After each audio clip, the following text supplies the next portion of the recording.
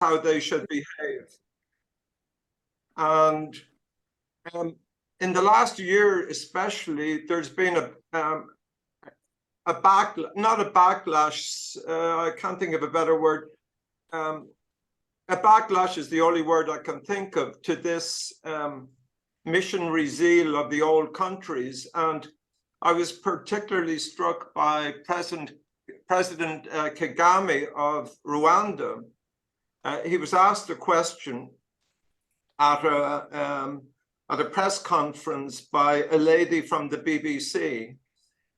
And I just wrote down some of the intro to it. So the lady from the BBC... sorry, Peter, would you mind making that big screen, full screen? Yeah, but I'm going to be leading into something now. All right, okay.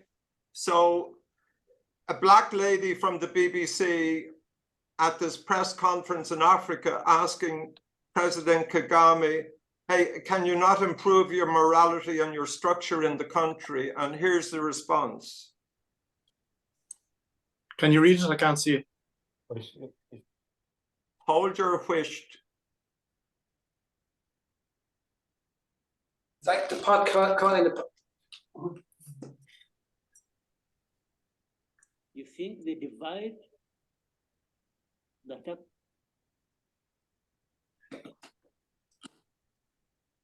And I'm going to put captions on to help people with some of the lingo if it's hard to understand. If I can get, oh, here's the captions. Okay, and I'm going to do about maybe 8 or 9 minutes of this, and then that's more than enough. BBC, I have a quick question for President Kagame. As chair of the Commonwealth, I wonder what your priority will be, especially in terms of upholding the values of democracy and human rights, given that there's been a lot of scrutiny on your country and the record of your government, and critics have been pointing out the number of opposition leaders and journalists who are in prison. I wonder what your leadership of this organization is going to look like in the face of that. And tied to that is also the criticisms that have been directed at your government as well over the migrants deal. They have raised questions of human rights, but also questioning whether your government, by entering this deal, allows the British government to abdicate its responsibility towards refugees. I think checking of facts is a serious problem with the very institutions we should have relied on to inform the public, the general public, the world, about some of these facts. Or whether the facts themselves or the interpretation of some of the things that actually happen. Now, let me start with the issue of values. Who defines the values? Or who doesn't actually have values? When people talk about values sometimes, there's one part of the world that has assumed the sole responsibility and the monopoly of defining values. So the rest of us have no values. We've just to keep learning from these ones who define the values.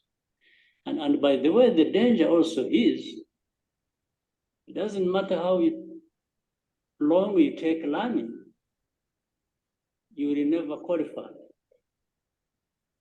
You will just always be branded somebody who has no values or who comes from a place where there are no values. So I want to put this case clear. Those from the north who always assume where ABC comes from, who always think they are the face of values, the rest have to follow. It's a big mistake. It's not true. We have values too. We here in Rwanda, in Africa, we do. No question about it. Second, there are some of these problems we have had in our continent, in Rwanda. Those from the north who define or want to define values have been part and parcel of these problems we have been facing. Some of them have actually been the cause of the problems we face. But at the same time, like the genocide here that took place here in Rwanda, where 1 million people over were killed. Well, I remember, if your memory serves you well too, I'm not inventing anything. The debate that went on at the UN, it was like, you know, these developed rich countries, those who define values, simply took it like, these are just Africans killing each other. These debates were in the open. But you think that is true? You think the divide that actually led to this genocide was just a creation of Rwandans, not the people from the north who actually divided this country, told people to think of themselves as belonging to one ethnic group and the other to think as belonging to another ethnic group, and therefore they should kill each other. Not only are they different, but they should kill each other. Would you believe that? Would you tell me that the 20 million people, this is documented by other people, not by me, who were killed in the Congo,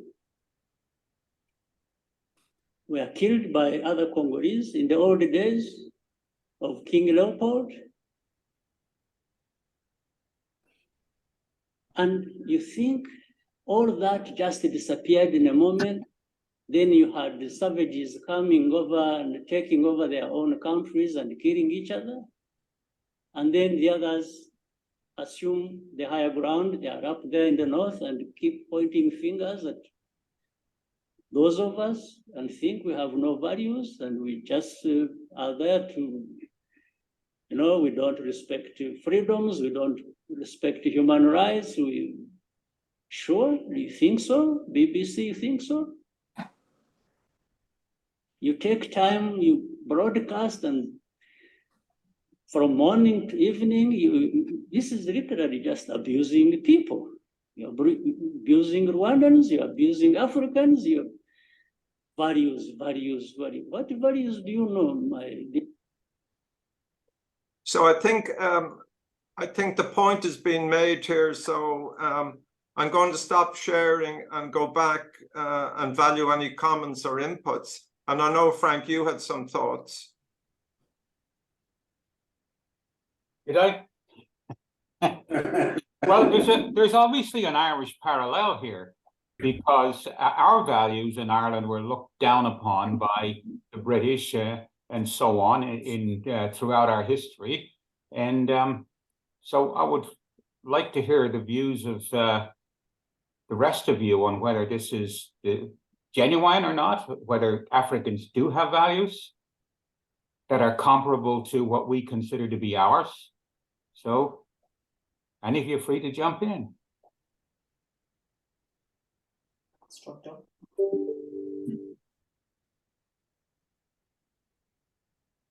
Well, I can speak to my experience, particularly in Nigeria, where we've worked since 2005, and I've had about between 40 and 80 colleagues throughout that period. And most of them are of the professional class. They're pharmacists, scientists, laboratory scientists, etc. And they belong to multiple ethnic groups, and maybe 40% are Muslim and 60% are Christian. And they all decry and complain, well, maybe we all do in every country, about the political system in Nigeria, about corruption, about profiteering, all of that. And the populace as a whole gets very agitated when it comes to election time. They're quite divided, and there's always a hope that the next new hope, the next guy will come along. Now the current guy, Buhari, is a Muslim, and when he came in on an anti-corruption thing, and he started very briskly. He made every Nigerian bank account holder or signatory, including me. I had to get a bank verification number, you had to do retina scan, fingerprinting, everything like that. And the purpose of this was that every Nigerian would only be able to, their bank account holders would be known. So you couldn't have multiple accounts without it being known. So that was a great initiative. But as time went on, he has sort of faded. His health isn't good, he's elderly. But something else that seems to happen a lot and seems to be an unfortunate history in Africa is the idealist comes in. Paul Kagame is one, and the guy in Zambia was one, the notorious guy who ruled for 60 years. What's his name? Mugabe. Mugabe. So there's a whole succession of them. Mugabe was Zimbabwe. Kaunda was Zambia. They come in as a young idealist, the next bright hope. Museveni in Uganda, he was at the State of the Union. He was a young new president. He was visionary. He was going to be a reformer and so on. And what seems to happen is that they get surrounded by a cadre that basically profits from them, a large cadre, and persuade them to continue in power. So they come in saying, I'm only going to be in for 4 years, 8 years, and 40 years later, they're still there. That is, as one of my colleagues pointed out, the old men of Africa. They just don't go away. They keep clinging on and on. And the longer they cling on, the more entrenched this system around them becomes. So I think the values are definitely there, but they often fail to get expressed or realized because of this. Now, why that happens more so there, more so than in northern countries, I don't know. I mean, I think he has an absolute point. He's what the Rwandan president said. It's easy for the North to be the pot calling the kettle black when they were the ones that made the kettle black in the first place. He's completely right. At the same time, I think those countries, they can't get a free pass forever. They have to, work to clean up their acts. And specifically in Rwanda, we did a project there and worked with the Ministry of Health, and the permanent secretary of the Ministry for Health was a fantastic guy, and a doer and a reformer and a fixer, of the system. So the countries are full of talent. They're full of people with vision. They're full of people who decry corruption, but it's kind of a war between the corrupt and the visionaries.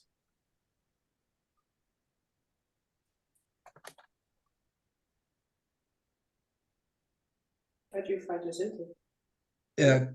A quick observation here, Peter. There's the Rohingyas and the Tutsis, and the way I've heard it described is that eventually it came down to an issue of land and who had the land and who didn't. And that was the excuse used by, I guess it was the Tutsis, to beat up on the Rohingyas. And it seems like this thing was endemic and it was going on for a long time. They've never really liked each other, and something was bad was going to happen, and it seemed inevitable. And but it was prefaced in a lot of the media as being more a land dispute than, and I'm sure there was lots of corruption all around, but they seem to be prefacing it as a land dispute rather than anything else. Now, whether that's accurate or not, I don't know. I don't know, Eamon, but I believe that what he said about the racial thing being artificial, I believe that's true. That it was the Belgians, I think, that started defining with this. It's Tutu said the Hutus and the Tutsis, was it? Anyway, but the breadth of their nose, and that was the divider, supposedly dividing Kusu. So it's a kind of an artificial construct. Why it was done, who thought it up, I don't know. He makes it out as having been malicious. I think the Belgians had did horrible things all over Africa. They were terrible colonialists. So I have no idea. But in Nigeria as well, there's land is a big issue, and in the central part of the country, there's an ongoing feud between the herders and the farmers. And actually, it reminds me of the whole song in the musical Oklahoma. The cowboy and the farmer must be friends. So evidently it happened here as well. Yeah, and there's something parallel in what was artificially done in Africa to what was done in what's currently India and Pakistan and the boundaries around those countries. So a lot of the decisions that were made 50 years going back by the northern countries, as he calls them, are the foundation of a lot of the current problems. And if you're in a catch-22 situation, one moral person or one moral group is going to find it extremely difficult to extricate themselves from that infrastructural problem. Paddy L., you among us are the one who probably has lived in Africa more than anybody else. You've lived and worked there. What's your insight? Well, I thought Peter's summary there was very good, but it was macro. My experience would be more micro, and they talked about values and whether Africans have values. Africans have very clear and very obvious values, and probably the loyalty to family and community would be two of their probably most pronounced values. Unfortunately, things unravel the further up the feeding chain you go. And my view on Africa and what might salvage the continent, it's long term, is trade unions.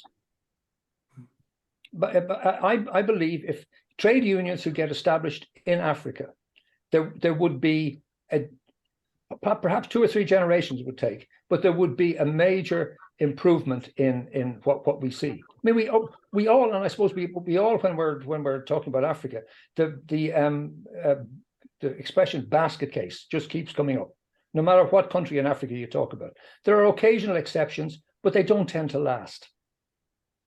But at the core, at the base, African people, I've always found them to be generous. Okay, some of them might be thieves, but you get over that. but generous, family devoted, and community devoted.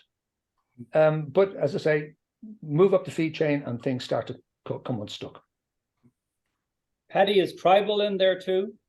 Well, that'd be community.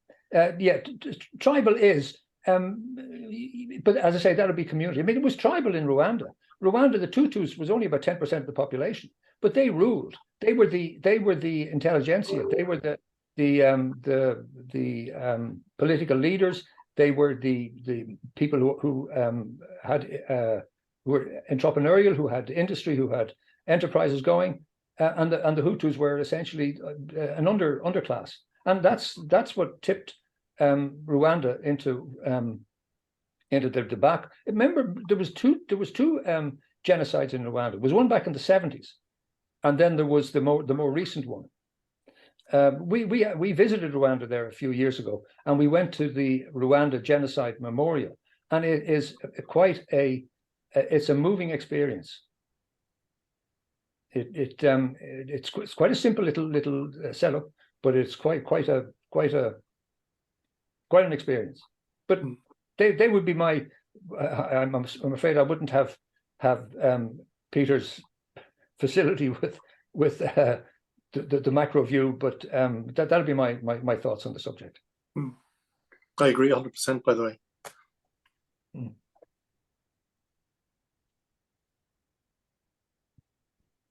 Where did all this come from? Did you bring this, Peter? Peter Brady? It all came from, I was doing homework over the last 6 months on global economies and where the trends were. And in the middle of doing this, and part of that, was for my own work, what country should I be focused on internationally to get orders?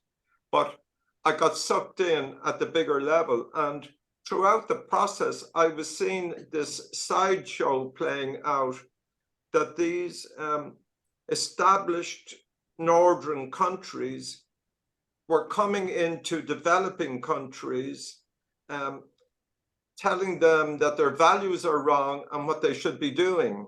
And it kept repeating itself. It's like a repeating record. And what I found personally was the people who were the recipients of this advice weren't saying, yes, sir, you're absolutely right.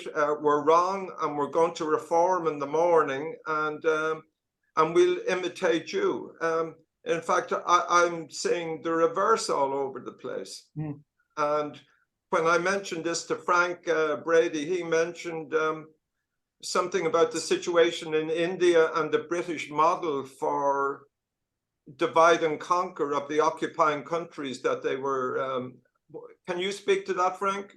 Well, if you think of many of the trouble spots in the world, India, Pakistan, Palestine, Israel, Ireland, Cyprus, the British left a horrible mess in the colonial world where people were broken up through an artificial construct in many cases. And my concern here is that if the North keeps on moralizing, we're going to drive the South into the hands of the Chinese. And that's starting to be seen recently with, more connection with Saudi Arabia, with Brazil, etc. And we have our own problem certainly in the United States with a gerontocracy. We have a very entrenched, established group leading the country, and there's not a young person among them, so I have concerns on that basis. But the British were horrible with, partition. Partition was the easy solution for them in many countries, and it just caused more problems than enough. I would be of the view that we have already lost Africa to the Chinese. Everywhere you go in Africa, there are Chinese contractors, there are Chinese development projects going on, there are Chinese infrastructure being built. I mean, it's all part of this Belt and what do they call it? Belt and Road initiative. But we've lost it. The West has lost Africa. China has got it. And now they're in the form of the Wagner Group, the Russians are in there as well. I think South America are on the verge of being lost also. But Africa, I would say, is from a Western influence point of view, is a dead duck. Wasn't the issue of the colonialists that they created countries where there was no natural, not necessarily a natural country? Or, I mean, I know Ireland was a little different. Ireland became divided because of the plantation of Ulster happening after the other plantations, and it was planted. They were planted with people of a different religion. But in a lot of countries, the colonialists drew boundaries and said this is a country, and yet it wasn't really a country. It was a whole series of different tribal activities. You only have to look at the straight lines on the world map, Paddy. Yeah. Yeah. I mean, probably the most famous of them, the Sykes-Picot line that divides Syria and Iraq, divided between the French and the British. Yeah, it's everywhere. Yeah, and the Spanish and the Portuguese dropped a line down the middle of South America and said, "You can have the east side, and we'll take the west side," or whatever. Yeah. But I mean, that's where we're at. Yeah. I don't think the last hand has been played in the Belt and Road Initiative. Some of the early countries who were the first to get in bed with the Chinese are starting to have some second thoughts as the conditions of the help that they got are being felt. I mean, let's face it, the Chinese have a wonderful, wonderful set of human rights. And their opinions on how things should go are going to absolutely line up exactly the way all those African and South American countries want, right? So I don't think the last hand has been played. We won't be around when it's settled, but my instinct is the Chinese will be no better at dealing with the nuances of Africa than the West was 100 years ago. I have a completely different view, Barry, on that, and the example I give as data, because I try not to be driven by opinions, and that is what's happening currently in the Middle East. And the Chinese stated position currently in Africa, and definitely in the Middle East, is that we are not here to impose values on anybody, and that's the reason why Saudi and Iran connected and used them as an honest broker, and why it's happening with several other countries at the moment. Their stated position is exactly the opposite to what you're saying. They do not want to, they're saying they do not want to impose their values, that they are engaged in commercial transactions by putting in ports and railways. And their interest in Africa is quite simple. The Aussies tried to blackmail them on iron ore when the Aussies thought they had a monopoly. And China looked to see where there was iron ore elsewhere in the world, and they discovered there's a zillion tons of it in an African country, and there's a zillion tons of it in Brazil. So their purpose in cozying up to certain countries to put in the infrastructure as part of a commercial deal to protect them from blackmail by countries like Australia. But that's the modus operandi, Peter. Absolutely. They extend loans, then they look for, when the loans can't be repaid, they look for collateral.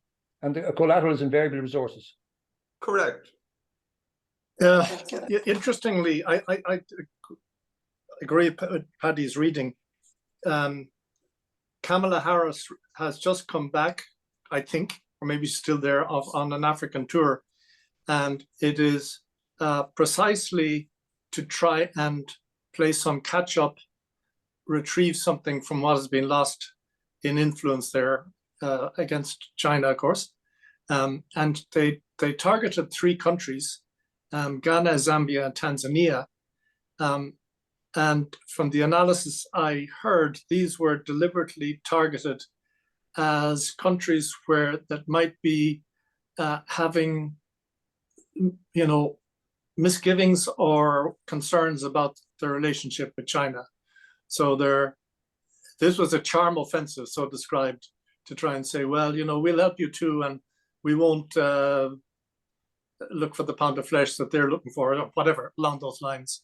So I think Paddy's right that Africa has, it belongs to China now, effectively.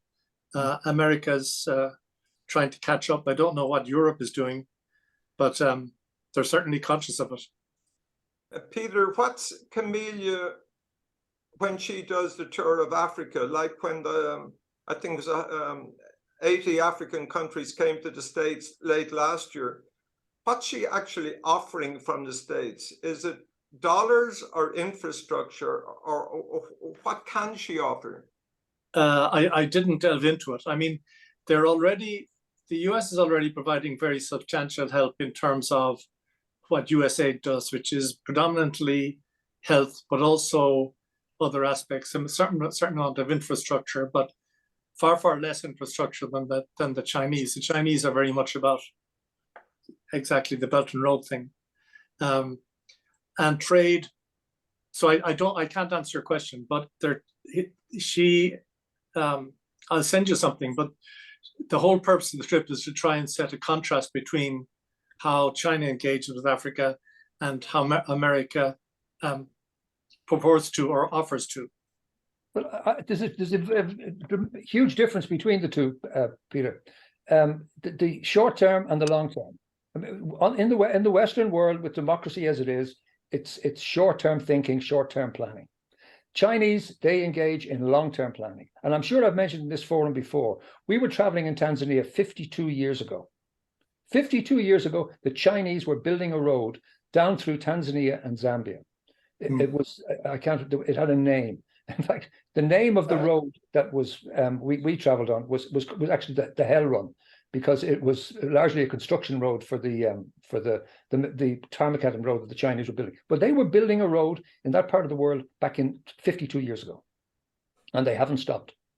I was on it, Paddy, and they built a railroad alongside it. Yeah, and they had gazillions of Chinese workers, and they used to like to eat snakes, but the snakes were poisonous, so they're being killed by the new time. Even in the Seychelles, we lived in the Seychelles for a number of years. The Chinese were there, and this is nearly 40 years ago. The Chinese were there building universities and other infrastructural stuff. It wasn't huge, but they were spending money there, and the Seychelles were more than happy to take it. And I'm sure it has expanded from that to now. Yeah, it's gone. Sorry, I don't mean to be too dramatic about it, but they're in charge at the moment. Well, the difference with American aid is it tends to be tied to purchase of American goods. The United States is not giving a lot of free money for infrastructure. They give money, but then they force you to use U.S. suppliers and so on. And it's not the same thing as the Chinese. It's shorter term thinking, as you pointed out. And is it not also depending on who's in power? We saw at the extremity of Trump's actions, and now we've a different regime in power. And who knows what's going to happen next year? Exactly. And Trump, by the way, with his reference to shithole countries. Yeah, I mean that really not to win friends and influence people. Oh, right. I must admit, I would be a little bit unimpressed with China going to Iran and Saudi Arabia and telling them that they were not going to try to impose their values on Iran and Saudi Arabia. First of all, I'd love to see the statement of what their values is. I've never seen that. I don't know what Chinese values are, so what they would project is a mystery to me. And secondly, I think they'd have a little bit of a difficulty imposing anyone's values on Iran or Saudi Arabia. So that's a hollow statement to me, that they're not trying to impose values. They couldn't if they tried. Why? You're saying, Barry, because they don't have any? or they don't have I'm saying that they're going over there and making this statement that we are not going to try to impose our values. Okay, yeah. Well, my question is, if you were, could you tell us what those values are? Because, not to put too fine a point on it, but their record on human rights is not particularly great with their own people or with others. Yeah. So it's a hollow statement to me that they're not trying to impose values. Okay, some data, Barry. If you look at their history of 5,000 years, there's a very strong thread as to what those values are. And it's well discussed in a book by the ex-founder of Singapore. That's a very consistent long-term thread. And not only are they saying we're not trying to impose our values, what they're saying is we have zero interest in imposing it. And if you look at the history over the last 1,000 years of the number of countries that China has invaded compared to the number of countries that the US has invaded in the last 50 years, I think there'll be a slight difference in the percentages. The impression I have of the Chinese is they're largely transactional. Their values are very much of secondary importance to them. It's the transaction. What can we get? I'm not sure I go along with all of that. Well, Peter's bit entirely. First of all, in terms of their values and so on, I think you need to look at Tibet rather than the number of countries they've invaded and how they've invaded and how they've dealt with the people, not to mention the Uyghurs. The other thing what country did you say? Tibet.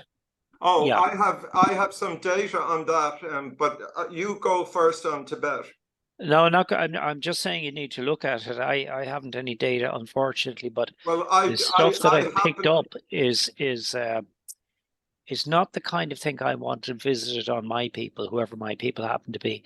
The other thing is... Liam, may I interrupt you? I have some data on Tibet because I studied it, because I'm not into opinions anymore. So I studied Tibet, and the situation in Tibet with the turbulence was it was infiltrated, and this is in Freedom of Information US, that the US infiltrated and found some fellow travelers in Tibet and instigated significant instability there. Okay. The other point about the Chinese is you refer to the sort of their hundreds of years of history.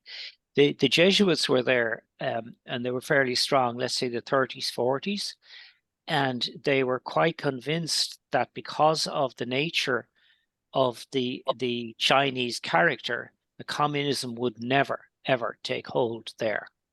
And then within a few years, that was turned on its head. So, I would know some of these Jesuits, or at least their reaction, and I would feel that that it wasn't the case that we could look back in history and assume it's the same. I think it's capable of change, and maybe even did change in the 30s to the 50s. And you mean the 1930s, do you, Liam? I'm afraid I do. Okay. So I don't have any data to support this, Peter, so you'll have to accept my opinion. My opinion is that the projection of Chinese values evidenced by Xi Jinping is not reflective of the 5,000 years of values that you've been referring to. He's not an historical Chinese leader in the cultural way that I think you're referring to. Do you think he represents those 5,000 years of values? I'm not going into opinions, Barry. It's a minefield, and I never move forward in learning something unless there's data to support it. Can I change the subject? Absolutely, Patty. We have recently been watching, Julie and I have recently been watching a movie on Netflix, JFK. Now, and I'm horrified at how little I remember of JFK's assassination and the aftermath. But I'm struck by the apparent revelations in this movie. It's an old movie, Kevin Costner movie. I'm not even sure. It might even be 80s, as that old. But I'm intrigued to know what is the view of our Western Atlantic friends on the Kennedy assassination? Was it, as that movie would portray, a conspiracy by the security services of the United States? And is anything being done about it? Paddy, I've been to, what is it, Dealey Plaza in Texas, and I've actually stood on the grassy knoll. And if you look at it from that perspective, it seems like such an easy thing for a person there, a shooter, to accomplish what people claim happened versus the guy up in the Texas book depository. And I've been there too. And boys, the difference in terms of capability of hitting a target is so much easier from the one than the other. And as far as I can see, the Warren Commission kind of, others may disagree with me, but it seemed to whitewash the facts.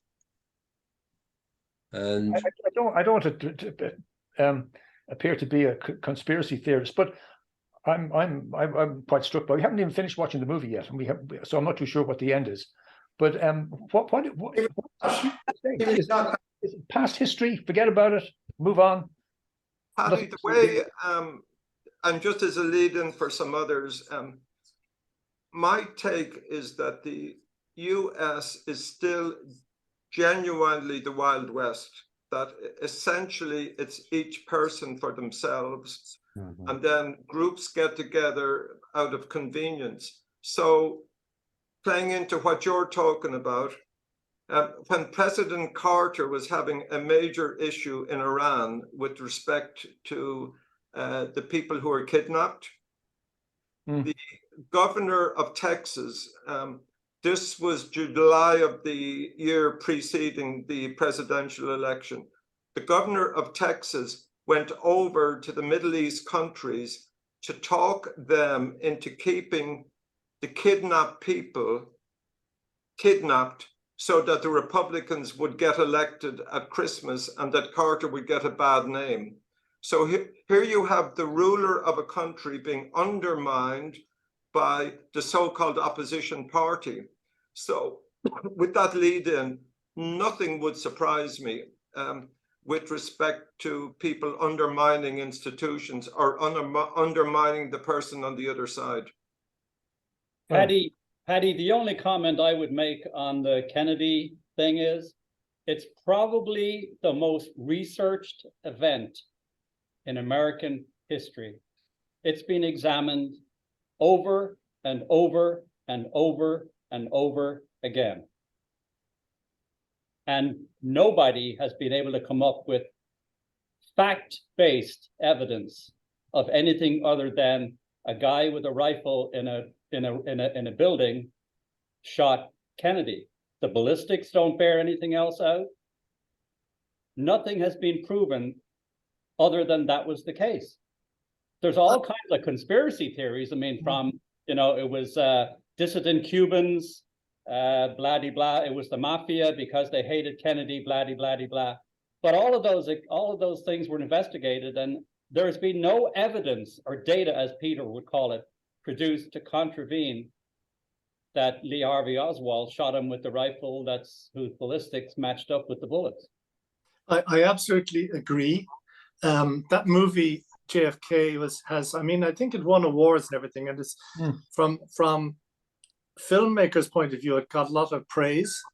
But that was an Oliver Stone movie, and Oliver Stone was a very fertile conspiracy theorist. No shit, Sherlock. Yeah, JFK was not his only conspiracy movie. I know, but I listen to this, Paddy. from Ebert's colleague, Richard Roper. As a work of fantastical fiction, JFK is interesting, if overblown, vision of a parallel universe. As a dramatic interpretation of events, is journalistically bankrupt nonsense. And another one that says, one could admire Stone's filmmaking skills and the performances here, while denouncing the utter crapola presented as, quotes, evidence, close quotes, of a conspiracy to murder. But I like Barry, I've listened to a lot of the theories. One of the big criticism was that the so-called magic bullet, that the bullet had gone in 3 different directions. That is completely disproven. The 2 seats in the car were at different heights. And the same bullet that went through Kennedy's head or throat, whatever it was, absolutely went straight in at the correct angle to Connolly. That is nonsense. Someone, when they modeled it in 3D with the actual model of the car and the angle from the window, it fit exactly. So as Barry says, there are a gazillion conspiracy theories, including Stone's, but none of them have held water. I think Eamon is making one good point, however, that the Warren Commission was a pretty fast, all things considered, analysis that was a bit of a whitewash. And this, frankly, the Warren Commission is what promoted and promulgated all these other investigations. People had their own opinions or theories, and all these other investigations were done. And, you know, it's frankly not unlike all the investigations done by Trump allies after the election, seeking to find all the fraud. They came up empty. And the theories on Kennedy's assassination to a single event came up empty. I mean, if anybody had the real quote unquote data-driven evidence of what happened, believe me, it would be the official version. It's never been proven. Nothing has held up. Yeah, one of the sad things is when truth and trust go out the door, conspiracy theories come in. That's true. Well, are we just, with artificial intelligence, are we just at the beginning of that? Absolutely. Yeah. As Diana would say, don't get me started. Yeah. Hey, Pat Moran, you're on mute. Say something to us. You're on mute at the moment, Pat. Yeah.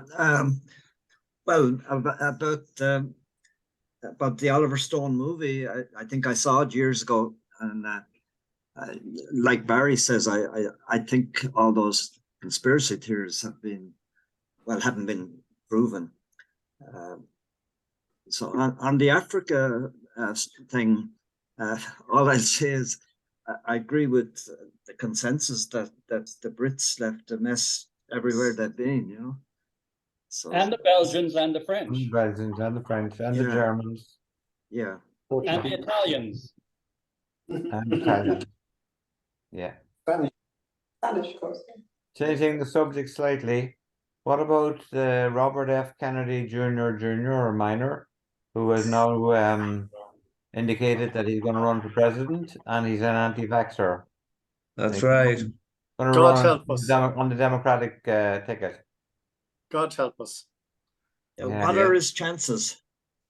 The chances must be very slim, but it just shows you. It just shows you that there are a lot of people out there who are going to run on particular tickets that are very, very I don't know, unsupportable normally, but they probably get a lot of support. Just look at Trump. Yeah. You only have to look at 2015 to see what's coming. Yeah. Well, By the way, somewhat addicted to conspiracy theories. I don't know if they hold as much water in Ireland, but certainly everybody has their pet conspiracy theory, it seems here. Oh, absolutely. Yeah. By the way, Paddy, if you want to see another interesting conspiracy movie, It's called Flashpoint, and it stars Chris Christopherson. And that really goes to the limit in terms of what could have happened. So when you're done with JFK, you can go watch Flashpoint. I'll check Netflix if they have it. But I mean, as far as I'm concerned, Chris Christopherson's best performance ever was that song Convoy. I don't know the name of the movie, but by God, that was a cracker. Okay. I have it on one of my favorite YouTube clips. That little section of that movie. What was the name of that movie? Convoy. No, well, the song is Convoy. But it's a bunch of truckers. It's about a bunch of truckers. Right, I remember the movie. And what was his name? The guy who was singing that song? Oh, Chris Christopherson. No, there was a C.J. McCall or C.K. McCall or was. Let me go to Google and see what it says. C.W. McCall. C.W. Okay. Yeah. That was Chris Christopherson. There you go. Well, So before we run out of time, could I suggest, we've all mentioned historic parallels with Ireland, and today we have the DUP making use of themselves based on the fact that British divided us 400 years ago by getting the Celts from this part of Scotland, Celtic land, over into this part of the Celtic archipelago, and telling them you can have the land provided you keep the other lot out. Now, in 1922 or after, we actually solved that by the use of proportional representation. So apart from a little difficulty when we had to set up the blue shirts, it's worked. And other countries could learn an awful lot if they were able to use it. But the straight road is too attractive to the people in power. They will never give up on it. You know, PR is a better system, but I couldn't see it ever taking off here. You wouldn't understand. The college, they got college of electors, what it's called. It's a mess. There are a lot of things over here we can't understand, like the metric system. Multiplying by 10 is so challenging. We can't get it. Alaska uses a form of PR. Yeah, listen to Google when you're heading down the streets in Boston and say, turn left at 200 feet. And you're saying that, how many yards, how many meters is that? Yeah. Lads, I have to leave. You can reprogram it to give you distances in meters.